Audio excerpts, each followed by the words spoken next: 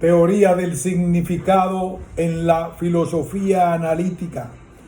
Michael Dummett.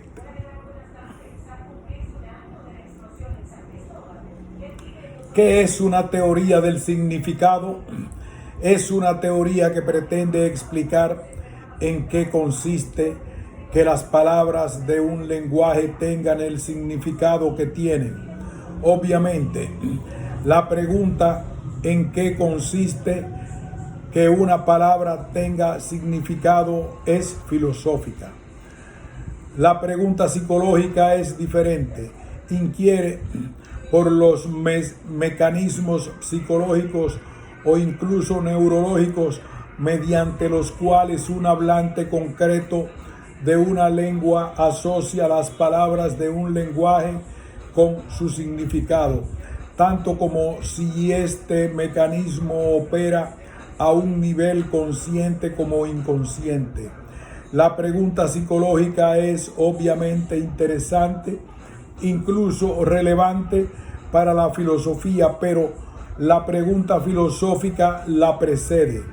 No podemos ofrecer una explicación comprensiva de la adscripción de su significado a una palabra hasta que no podamos responder con precisión qué hace que la palabra tenga dicho significado. Para la filosofía analítica, en las muchas formas que ha tomado, la teoría del significado ha sido central. De hecho, esto podría usarse como una definición del término filosofía analítica, a saber, como el estilo de filosofía o uno de esos estilos de filosofía para los que la teoría del significado es central. Notoriamente durante este siglo, o más precisamente después de la Primera Guerra Mundial, se produjo un gran distanciamiento entre las tradiciones filosóficas, una en la que la filosofía analítica predominaba y otra, frecuentemente llamada continental, en la que la filosofía analítica no contaba. Es un error pensar que la filosofía analítica apareció en países de habla inglesa. El filósofo británico G. E.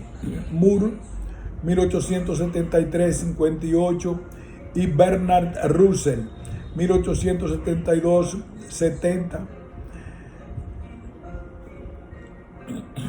desempeñaron un papel realmente importante en su génesis, pero su antecesor más importante y característico fue el filósofo y matemático checo Bernard Bolzano, y su progenitor más importante y significativo, el filósofo alemán Gottlob Frege.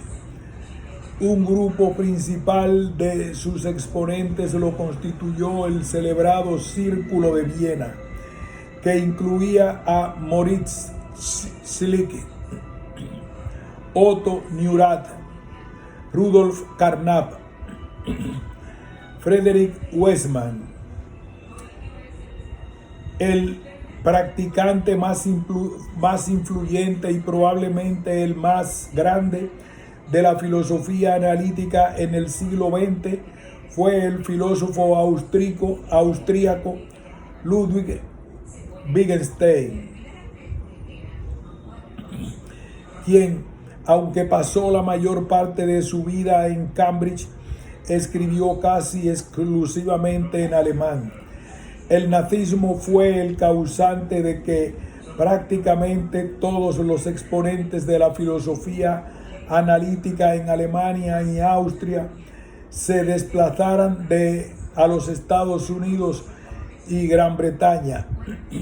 Una consecuencia de esto ha sido que desde la Segunda Guerra Mundial la filosofía se ha enseñado y practicado de manera totalmente diferente en países de habla inglesa junto a Escandinavia y en los países de la Europa continental Aunque la filosofía analítica últimamente se ha asegurado la lealtad de una minoría de filósofos en el segundo de estos grupos. Lo que comenzó como una división entre escuelas filosóficas se convirtió en una distancia insondable entre tradiciones filosóficas. Las doctrinas de los filósofos analíticos y los llamados continentales a veces puede que no estén tan alejadas, pero han sido entrenados de modos diferentes, escriben con distinto estilo y han leído y se refieren a diferentes autores a los que suponen que sus lectores también han leído. Un buen número de filósofos contemporáneos que reconocidamente pertenecen a la tradición analítica ya no suscriben el objetivo mencionado más arriba como definitorio de la filosofía analítica, que la teoría del significado es central para esta disciplina. ¿Por qué debería suponerse que es central? Se admite como incuestionable la importancia del lenguaje en nuestra existencia. Es el espacio en el que se mueve nuestra vida mental. Usamos palabras para dirigir nuestras interacciones con otras personas. Confiamos en ellas para descubrir lo que nos gustaría conocer del mundo. Las necesitamos para orientarnos en la calle y para comprar provisiones. Construyen novelas, poemas, obras de teatro, debates políticos, noticiarios, misas. Pensamos en palabras. Pero en cualquier caso, con el mismo Freud advirtió que lo que es importante son los pensamientos que expresamos en las palabras, no las palabras mediante las que los expresamos. La capacidad de las palabras para expresar pensamientos es indudablemente un interesante problema filosófico, pero es ciertamente un problema periférico para la filosofía en general. Bien, si es posible dar cuenta filosóficamente de los pensamientos que tenemos y expresamos y en qué consiste tener tales pensamientos sin hacer referencia al medio por el que los exteriorizamos lingüísticamente, entonces, sin lugar a dudas, la teoría del significado es secundaria. Podemos, en tal caso, asumir como dado lo que, como hablante, reconoce dicho pensamiento como el que es expresado por la oración. Y esto, aunque interesante y no cabe duda que difícil, es tangencial para el asunto que nos concierne, el contenido del pensamiento. Los filósofos analíticos, sin embargo, asumieron explícita o tácitamente que un tratamiento del pensamiento, independientemente de su expresión lingüística, es imposible. Para ellos, el único medio del que disponemos para explicar el contenido del pensamiento en general era analizar las oraciones mediante las que lo expresamos. Decir que es para las oraciones tener el sentido que tienen y por tanto expresar los pensamientos que expresan. Captar un pensamiento debía explicarse como la comprensión de una oración cuyo contenido es tal pensamiento.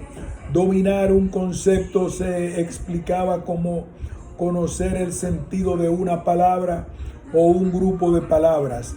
No todos ellos creían, como Freud, que los seres humanos pueden captar pensamientos solo cuando son expresados simbólica o verbalmente, pero coincidían implícitamente en que Un tratamiento filosófico de los pensamientos podía lograrse solo explicando el funcionamiento del lenguaje en el que se expresaban, una explicación que no recurría a la comprensión previa de dichos pensamientos. Una explicación tal constituiría una teoría del significado. Si la filosofía es esencialmente el análisis del pensamiento, entonces cada rama de la filosofía debe ser una explicación especializada de la teoría del significado. Una teoría general del significado sustentaría a toda la filosofía. Para construir una teoría del significado, primero tenemos que aclarar la relación entre las palabras y las oraciones. Puede decirse algo, hacer una pregunta, decirle a alguien qué hacer, afirmar algo o cosas parecidas, solo profiriendo una oración completa, o lo que en el contexto adecuado, como en el de contestar una pregunta, equivale a proferir una oración completa. Por tanto, solo una oración posee lo que podríamos llamar un significado operativo, con cuya proferencia o la de alguna oración equivalente en el contexto adecuado puede obtenerse un acto lingüístico. Las palabras, por tanto, tienen significados solo en tanto que contribuyen a determinar el significado operativo de las oraciones en las que concurren. Tienen significados contributorios que constituyen su contribución a la oración. Por otra parte, reconocemos el significado operativo de una oración comprendiendo los significados contributorios de las palabras que la componen y los principios de acuerdo con los cuales se agrupan en la oración. Los significados de las palabras son de tal modo primarios en el orden del entendimiento, y el significado de una oración es primario en el orden de la explicación. Entender una palabra es saber el principio general que determina su contribución al significado de cualquier oración en la que pueda ocurrir, o para palabras del lenguaje natural, los muchos principios generales que se aplican a los distintos papeles que la palabra puede desempeñar. Piénsese en la palabra castellana regla, por ejemplo. La primera característica de una teoría del significado será, por tanto, lo que ésta entiende que constituye en general el significado operativo de una oración. Puede objetarse que debe haber diferentes respuestas a esto, dependiendo de si la oración es declarativa, interrogativa, imperativa, etc. El primer filósofo que se acercó de algún modo a proponer una teoría del significado plausible fue Fichte, y ofreció una respuesta parcial a esta objeción, insistiendo en que la distinción entre la fuerza que gobierna una oración y su sentido. Cuando una oración es una parte constitutiva de una oración declarativa más compleja, no funciona propiamente como una afirmación, solo su sentido está en juego, como sirviendo para determinar el sentido de la oración compleja completa, y así la afirmación que puede hacerse mediante ella. La fuerza asertótica no es en consecuencia intrínseca del sentido, sino que controla una oración completa que no es parte de la oración mayor, sino que es proferida en el contexto adecuado como una oración completa. Cuando la fuerza asertótica es separada de tal modo del sentido, se hace posible pensar diferentes fuerzas aplicadas a un mismo sentido. Por ejemplo, entender la puerta está cerrada y está la puerta cerrada como expresando el mismo sentido, pero difiriendo solo en que la primera aporta una fuerza asertótica y la última interrogativa. Frege no amplió esta teoría a los imperativos, pero otros han entendido cierra la puerta como expresando de nuevo el mismo sentido, pero portando una fuerza imperativa. Un análisis de este tipo presenta una teoría del significado con dos tareas iniciales. Tiene, uno, que explicar los diferentes tipos de fuerzas que pueden añadirse a una oración, y tiene, dos, que indicar en qué consiste en general el sentido de una oración. La respuesta de Frege a dos ha continuado siendo con diferencia la más popular. El sentido de una oración es fijado por lo que determinará su proferencia como verdadera en un determinado contexto, y esto determina el pensamiento expresado por dicha oración. Es inútil objetar que normalmente no denominamos a una pregunta verdadera. Una oración interrogativa sirve para preguntar si el pensamiento expresado es verdadero, del mismo modo como la correspondiente oración asertórica sirve para afirmar que el pensamiento es verdadero. En virtud de su respuesta a la pregunta que constituye el sentido de una oración, la teoría del significado de Frege pertenece al tipo de las teorías de las condiciones de verdad. Esta tesis o cualquier otra rival acerca de qué constituye el sentido operativo de una oración claramente no es específica de un lenguaje en particular. Si es verdadera, debe poderse aplicar a cualquier lenguaje. Algunos filósofos analíticos del lenguaje no han pretendido llevar la teoría del significado más allá. Han propuesto una tesis para explicar en qué consiste en general el sentido de una oración y han extraído las consecuencias de ello sin intentar un tratamiento sistemático de los sentidos contributivos de las palabras individuales. Los positivistas lógicos del Círculo de Viena son un ejemplo de esto. No equipararon el sentido de una oración con la condición de verdad de su proferencia, sino con el método de verificación de dicha oración. Pero aunque esta tesis era fundamental para toda la filosofía, se contentaron con proponerla, sin hacer ningún intento paralelo al de Frege de construir sobre ella una teoría del significado comprensiva para un lenguaje. Así, esta carencia privó a la fundamental tesis verificacionista de una prueba que hubiera conducido a su refinamiento y por tanto a su clarificación.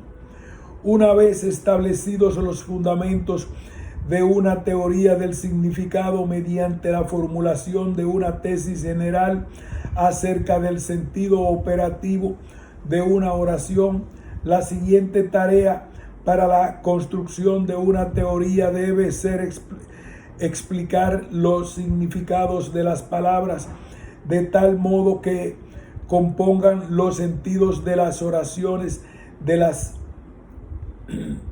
que las contengan. Esto no puede hacerse hasta que primero tengamos una concepción adecuada de este propósito, de cómo las oraciones conforman a partir de las palabras. Esto no puede hacerse hasta que primero tengamos una concepción adecuada para este propósito de cómo las oraciones se conforman a partir de las palabras. Dicho de otro modo, hasta que no tengamos una sintaxis adecuada, Fresh advirtió que la estructura de una oración no puede explicarse como parece superficialmente, simplemente como una secuencia lineal de palabras. Es más bien algo que se construye en etapas a partir de oraciones más simples. Más exactamente, contiene términos singulares que, una vez complejos, deben considerarse ellos mismos como construidos en etapas a partir de términos más simples y de predicados. Fresh consideró los predicados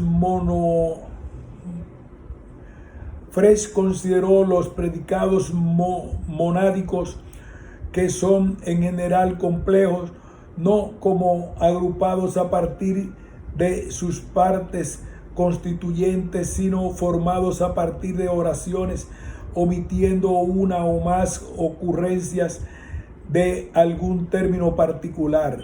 Al predicado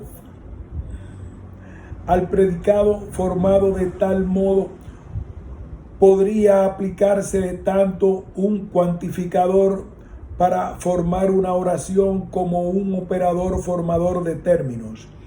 La construcción de una oración compleja comenzaba con oraciones atómicas que se forman poniendo términos singulares en los lugares para los argumentos de un predicado primitivo o una expresión relacional.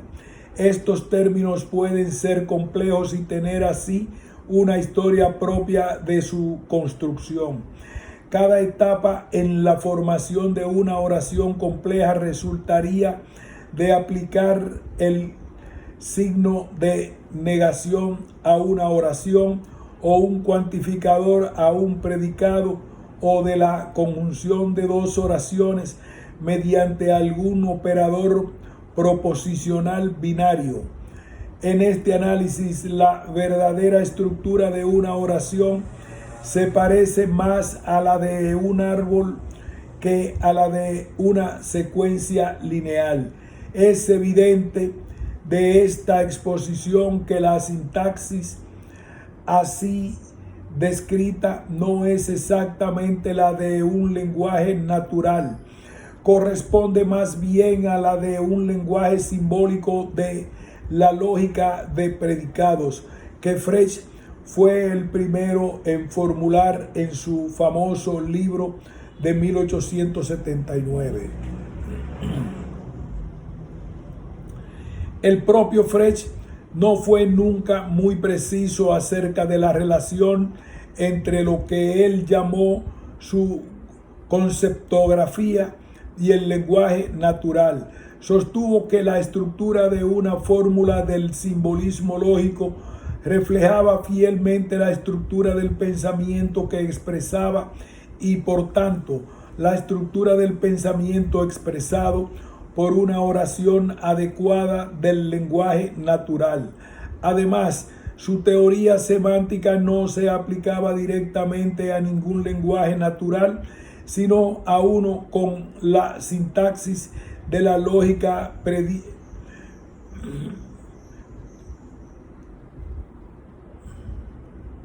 Además, su teoría semántica no se aplicaba directamente a ningún lenguaje natural, sino a uno con la sintaxis de la lógica de predicados.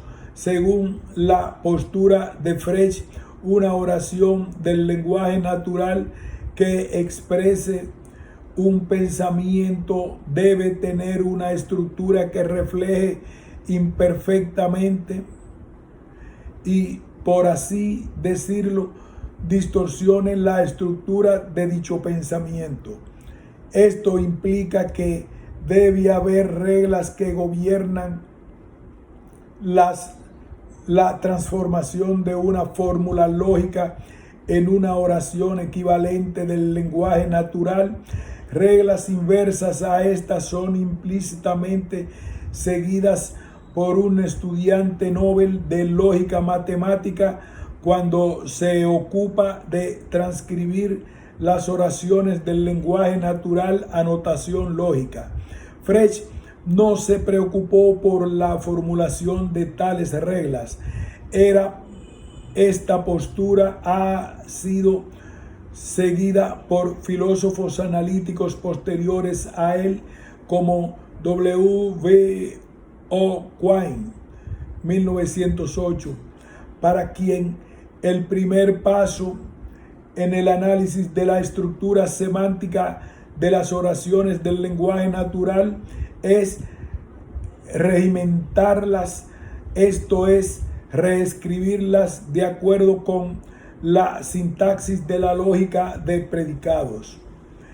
En este proceso no se recurre a ninguna regla, sino solamente a un reconocimiento intuitivo de la sinonimia, noción de la que Quine es oficialmente escéptico.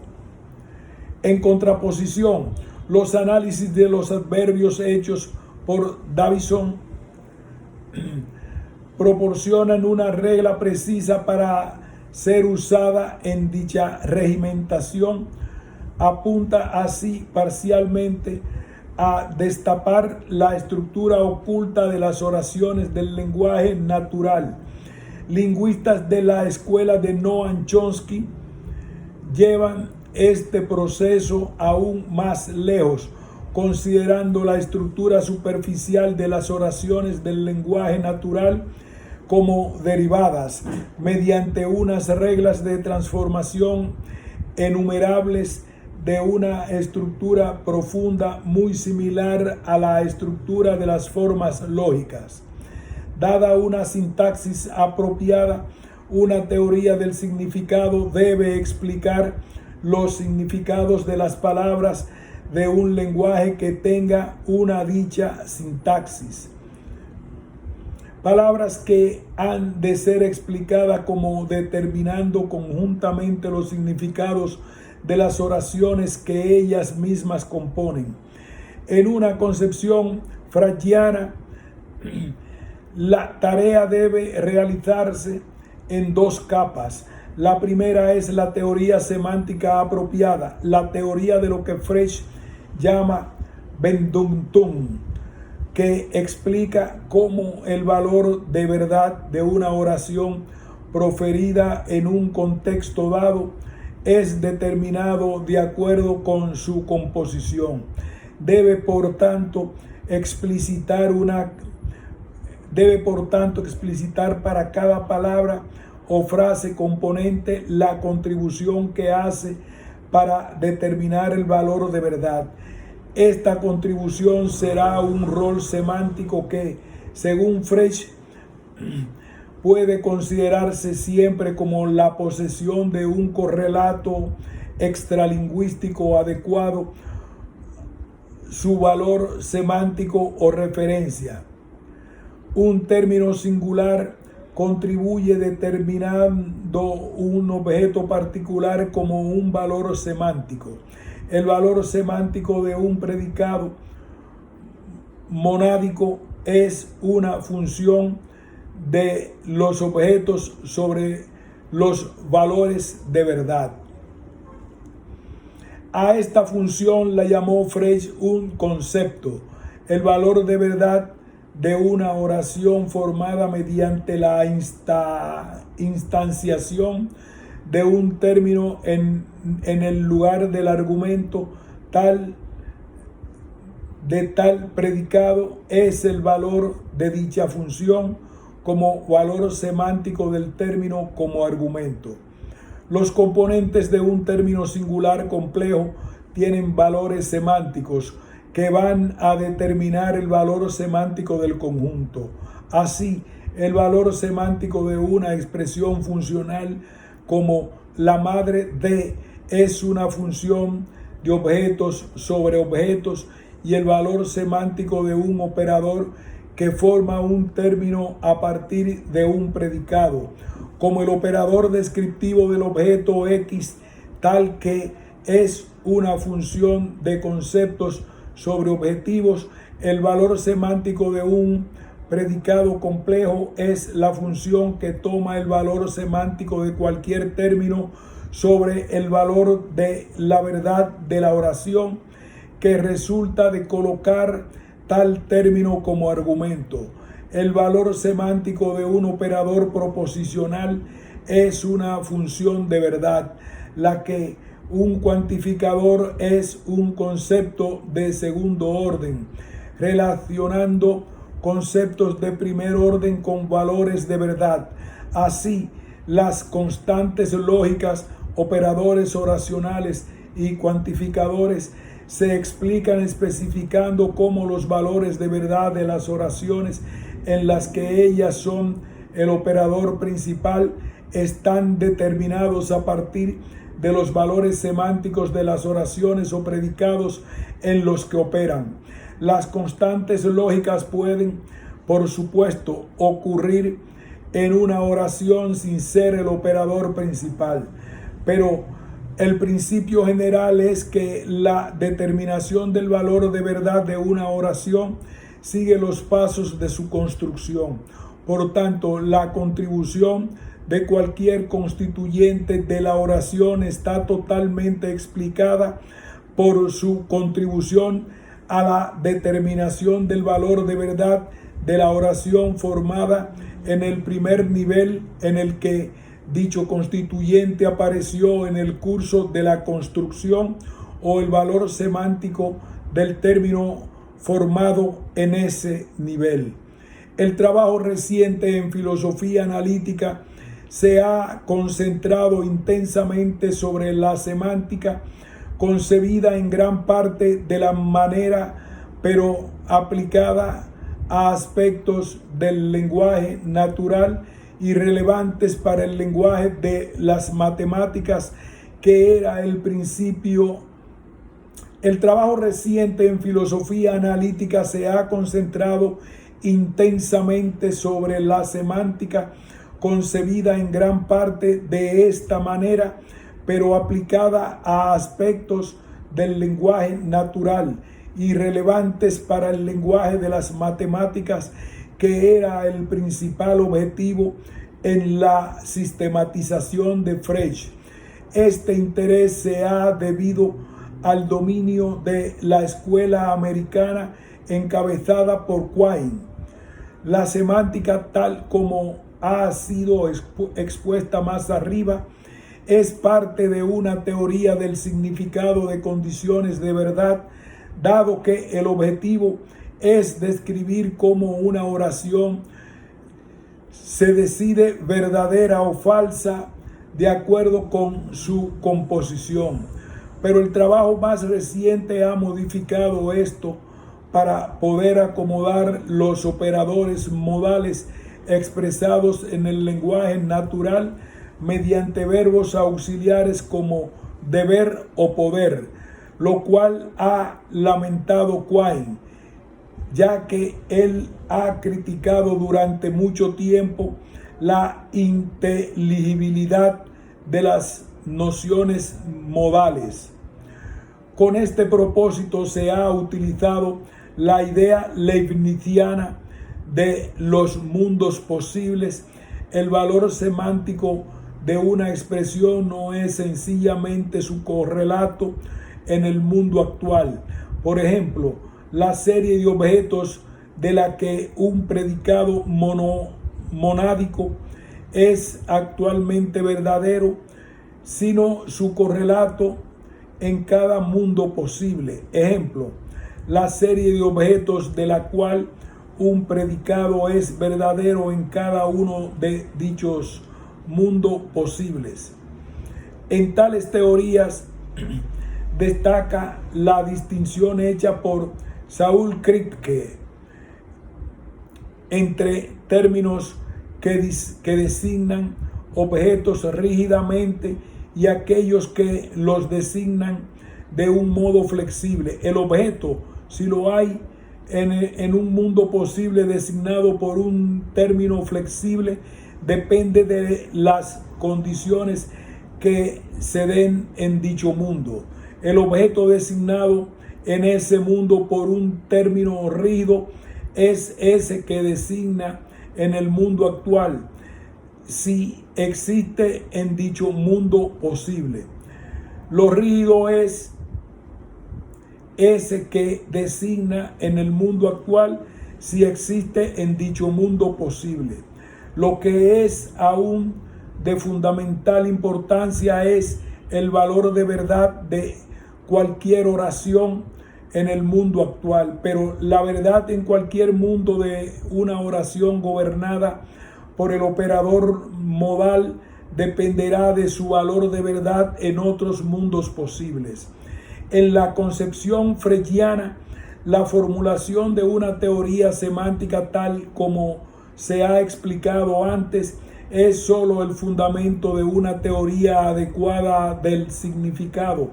El segundo paso en la definición de tal teoría es aplicar los sentidos de las palabras del lenguaje y así el de las oraciones por ellas compuestas. El sentido de una palabra o expresión es lo que un hablante capta cuando la comprende.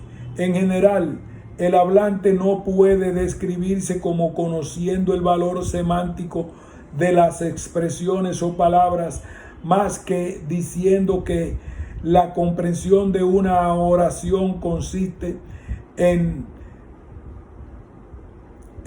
o implica conocer su valor de verdad. Uno no puede, por ejemplo, saber sencillamente de un objeto que es a lo que cierto término se refiere, ya que, como señaló Kant, un objeto debe darse en alguna forma en particular. El sentido de una expresión es el modo particular en el que su valor semántico es dado a alguien que la entiende. La teoría del sentido necesita necesariamente apoyarse en una teoría semántica. Describir el sentido de una expresión es caracterizar lo que un hablante debe saber acerca de ella para entenderla tal y como funciona en el lenguaje. Lo que tiene que saber primero es qué categoría lógica pertenece y por tanto qué tipo de cosa será su valor semántico. Su sentido específico es el modo en que el hablante debe concebir su valor semántico específico. El sentido, junto al modo en que el mundo determina su valor semántico. El sentido se diferencia del valor semántico porque es algo que un sujeto puede captar. Frege admitió que los significados de las palabras del lenguaje natural frecuentemente contienen más que sus propios sentidos. El sentido de una palabra implica solo lo que determina su valor semántico. Por tanto, lo que puede ser relevante para la verdad o falsedad de la oración en la que aparece, Frege reconocía que las palabras del lenguaje natural pueden diferir en significado, aunque coincidir en su sentido. Está muerto, ha fallecido y ha pasado a mejor vida. Por ejemplo, todos tienen el mismo sentido, pero difieren en su adecuación a diferentes contextos. Una palabra como consecuentemente o la expresión, por ejemplo, son irrelevantes para el valor de verdad de la oración en la que ocurren y por tanto, aunque no contribuyen a su sentido, sirven para indicar su relación con otras oraciones en el mismo discurso. Hoy día, tales consideraciones son asignadas junto con la teoría de la fuerza a un indefinido sector de la teoría del significado, etiquetado como pragmatismo. La mayoría de los modernos estudios filosóficos de teoría semántica no presta atención a la teoría del sentido. Sus autores a veces excusan esta desatención sobre la base de que el sentido de una expresión se muestra suficientemente por el modo particular en el que su valor semántico es especificado. Esto da por supuesto que la formulación de la teoría semántica ha sido forzada por algunos aspectos del lenguaje tal y como es usado, sin explicar cuáles puedan ser esos aspectos. Además, es obvio que el sentido se aprehenderá de este modo solo por alguien que conozca los sentidos de las expresiones del metalenguaje, esto es, aquellos sentidos usados para exponer la teoría semántica. Por supuesto, tal teoría será comprendida solo por alguien que conozca los sentidos de esas expresiones. Sin embargo, se habrá dejado sin explicar en qué consiste un conocimiento de sus sentidos y por tanto en qué consiste un conocimiento de los sentidos de las expresiones del lenguaje objeto. Esto es, las expresiones del lenguaje gobernadas por la teoría semántica. El objeto de una teoría del significado no es simplemente revelar los significados de las palabras y las oraciones del lenguaje objeto. Un diccionario y un libro de autoayuda cumplirían esa tarea, sino hacer explícito qué hace que posean el sentido que poseen. Todo lo que pretenda ser una teoría del significado no puede ignorar el hecho de que las palabras tienen significado solo en tanto que son entendidas como teniendo esos significados. No puede, por tanto, dejar sin explicar la noción de entendimiento. Probablemente se deba originariamente a la influencia de Carnap y en menor medida a la de C.A. Peirce, que los filósofos en los Estados Unidos hayan prestado mucha atención al programa semántico iniciado por Freud. Desde que la influencia americana comenzó a dominar la filosofía analítica desde aproximadamente 1965 en adelante, mucha menos atención le prestaron los filósofos analíticos de otros lugares. Los positivistas lógicos limitaban su rechazo dogmático de la metafísica y de todo lo que se separaba del más riguroso empirismo a caracterizar como la única actividad filosófica legitimada la investigación de la lógica de la ciencia.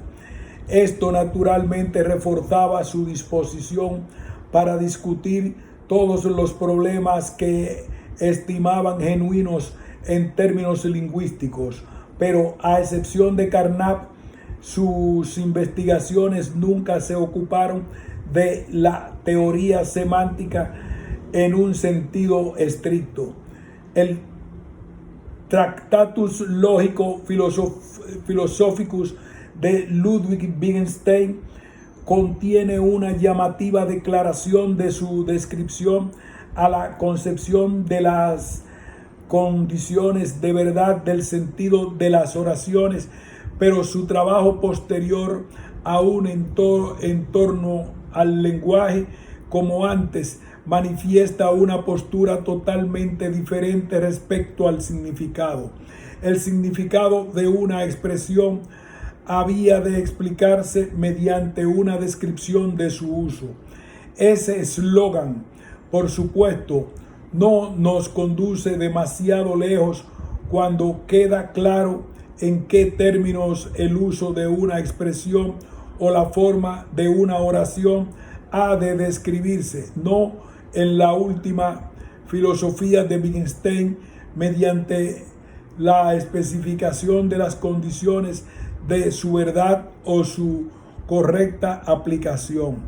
El concepto de verdad lo consideró Wittgenstein superficial, suficientemente explicado de un modo minimalista, equiparando es verdad que P o P' es verdadero para cualquier oración P con esta misma oración. Wittgenstein nunca concibió tesis alguna acerca de qué consiste el uso de una oración, pero su trabajo han de citarse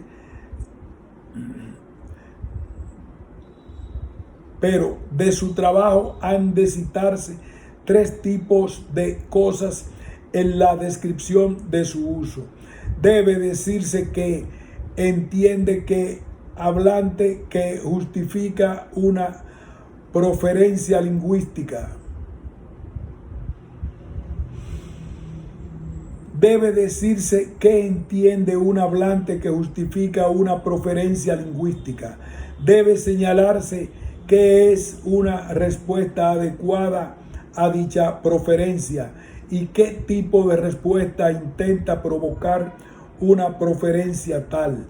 Y debe explicarse cuál es el objeto de tener en nuestro lenguaje una forma de palabra que requieren tal justificación y provocan las mencionadas respuestas. Dicha concepción del significado como uso está evidentemente en franca oposición a la concepción del sentido como condiciones de verdad, pero Wittgenstein nunca la tuvo por el fundamento de una teoría del significado sistemática para un lenguaje natural. Rechazó la idea de construir la teoría sistemática, más bien la concepción del significado como uso no era más que una guía programática para la discusión sistemática de expresiones particulares y la forma de las oraciones. En cualquiera de esas discusiones debe considerarse el papel de la parte relevante del lenguaje en nuestras vidas. El uso del lenguaje está entrelazado con todas nuestras otras actividades y solo puede describirse adecuadamente atendiendo a esa particular condición. La escuela del lenguaje ordinario, que dominó la filosofía de Oxford bajo la influencia primero de Gilbert Ryle y después de John Austin, durante las 2 décadas posteriores al final de la Segunda Guerra Mundial, se concentró igualmente sobre los temas lingüísticos, pero como Wittgenstein se quería un tratamiento asistemático más que una teoría comprensiva. Difícilmente puede decirse que la escuela del lenguaje ordinario haya tenido una idea general del significado de una oración o que una expresión. Esta escuela trabaja con una versión simplista, incluso vulgarizada, de la noción de uso de Wittgenstein. El uso de una oración era a veces caracterizado por lo que comúnmente se aceptaba como justificando su proferencia, sin hacer referencia a lo que se suponía que seguía de ella. Eso condujo al empleo del conocido argumento del caso paradigmático, permitiendo dudas filosóficas acerca de, digamos, la libertad de la voluntad, refutadas señalando ocasiones típicas en las que se diría de alguien que había actuado libremente. Con la misma frecuencia, el uso de ciertas palabras se caracterizaría mediante el propósito habitual de su empleo, el propósito usual de decir o pediste permiso o no. Por ejemplo, es negar que haya un caso intermedio. Una aplicación tan burda de la noción del significado como uso pareció resolver naturalmente muchos problemas filosóficos. Esa ilusión se habría difuminado si hubiera habido un intento de construir una teoría del significado completa, una que mostrase el significado de una oración dependiendo sistemáticamente de su composición a partir de las palabras que la constituyen. En vista del presente dominio de la concepción del significado como condiciones de verdad, una minoría mantiene una postura rival constructiva. Deberíamos aceptar como la noción central de una teoría del significado aquella en términos de la cual el sentido operativo de una oración declarativa ha de explicarse a la de una proferencia de la oración verdadera, o B, aquella que capacita a alguien para afirmar dicha oración, o C, lo que está implicado en aceptar dicha afirmación y si es adecuada actuar en consecuencia. Las oraciones de las opciones B y C son partes de la noción wittgensteiniana del uso de la oración. Son partes observables de la práctica de hablar un lenguaje. La característica A es la opción de un teórico de las condiciones de verdad, pero no como tal. Parte de la práctica lingüística. Las teorías de las condiciones de verdad pueden sostenerse solo si para explicar la práctica lingüística es esencial recurrir a nuestra concepción de las condiciones de verdad de la oración, en tanto que guía del uso que hacemos de ella. Una teoría del significado que tenga B como noción central debe denominarse justificacionista, y la que tome C como noción central, pragmática. Las teorías constructivas del significado son de un tipo o del otro, pero no está claro que haya aquí una elección real. Una genuina teoría comprensiva del significado debe ofrecer una descripción completa de la práctica lingüística, y esta práctica incluye ambos aspectos. Ambos deben armonizar, dado lo que cuenta como capacitándonos para afirmar una oración. Debe conseguirse lo que está implicado en su aceptación y viceversa. Así, una teoría justificacionista debe ser equivalente a una pragmática si cualquiera de ellas es un posible modo para explicar nuestro uso del lenguaje. De hecho, es igualmente verdadero que una teoría de las condiciones de verdad debe mostrar cómo, a partir de las condiciones para la verdad de una oración, puede derivarse de lo que nos capacita para afirmarla y lo que está implicado en su reconocimiento como verdadera. No se sigue, en cambio, que una teoría de las condiciones de verdad será equivalente a una teoría justificacionista o pragmática. La teoría de las condiciones de verdad emplea una noción de una oración siendo verdadera, independientemente de nuestro juicio de que lo sea. Noción que no parece que ninguna de las teorías de la otra clase necesite emplear o explicar. Implica así una noción trascendental cuyo empleo puede justificarse solo mediante la demostración de que es indispensable. La minoría constructivista de teóricos del significado persigue persuadir de esta grave asimetría a la mayoría de proponentes de las condiciones de verdad. En la tradición analítica hay casos notables como el de Gareth Evans y sus seguidores como Christopher Peacock, que buscan articular una teoría del pensamiento independientemente de su expresión lingüística. Para ellos, no es la teoría del significado, sino la teoría del contenido la que está en la base de toda la filosofía.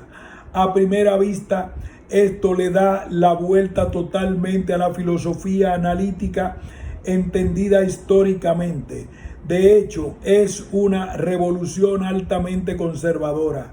La estructura de los pensamientos es concebida por esta escuela de una manera prácticamente freudiana.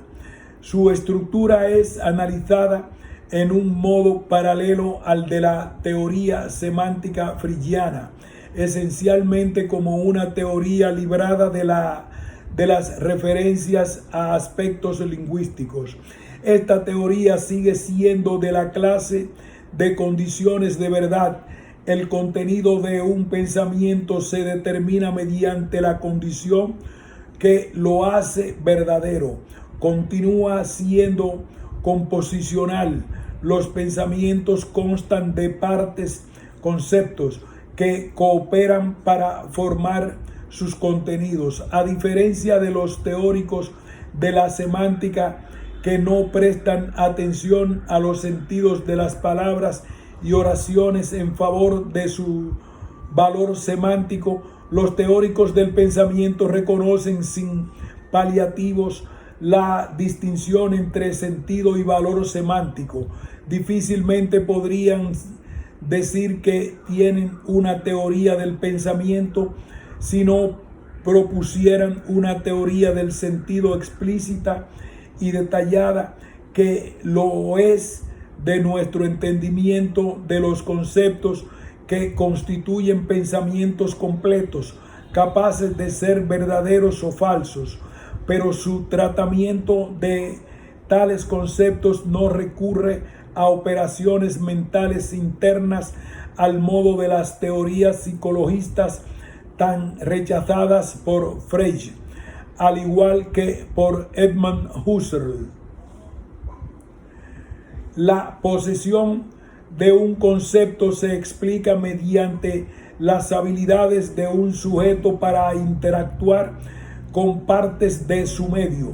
El mismo Freud, aunque insistiendo en la importancia de distinguir el sentido del valor semántico, no había prácticamente intentado ofrecer un tratamiento detallado de los sentidos de las expresiones, más que de las que dio definiciones.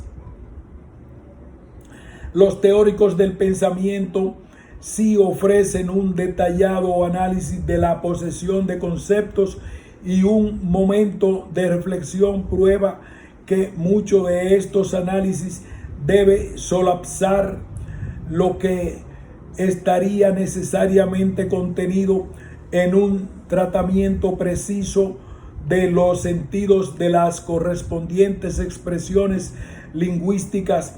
Supóngase, por ejemplo, que nos interesa el concepto relacional.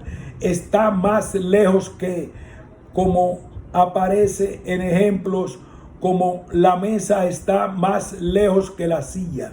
Para explicar nuestra comprensión de este concepto, tendremos que explicar sobre qué base tal pensamiento se considera verdadero, cómo puede establecerse como verdadero y cómo las acciones de un sujeto se ven influidas por su convicción de que es verdadero.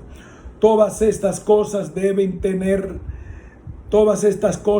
tenerse en cuenta en un tratamiento del sentido de la expresión. Está más lejos que la teoría del pensamiento es un valioso corrector de las teorías semánticas que no tienen en cuenta el sentido. Pero aunque la teoría del pensamiento está muy cerca de la teoría del significado, tiene una notoria diferencia. Es esencialmente solipsista, aunque aborda la interacción de un sujeto con un medio físico, no trata prácticamente en absoluto de su interacción con otros seres humanos, lo que Wittgenstein correctamente vio como algo inseparablemente ligado a nuestro uso del lenguaje que nos sirve de medio de comunicación. Por esta razón no puedo más que considerar la sustitución de la teoría del significado por una teoría del pensamiento como un paso atrás, por mucho que esperemos aprender de ella. También espero que la concepción de las condiciones de verdad de cualquiera de las dos teorías relajará su control sobre el pensamiento de los filósofos analíticos y cualquier otro filósofo en este respecto. He intentado, sin embargo, ofrecer un esbozo histórico con lo mínimo de mi opinión personal. Espero que esto no haya llevado a confusión. Una traducción de Alberto López Cuenca. Fin de este ensayo.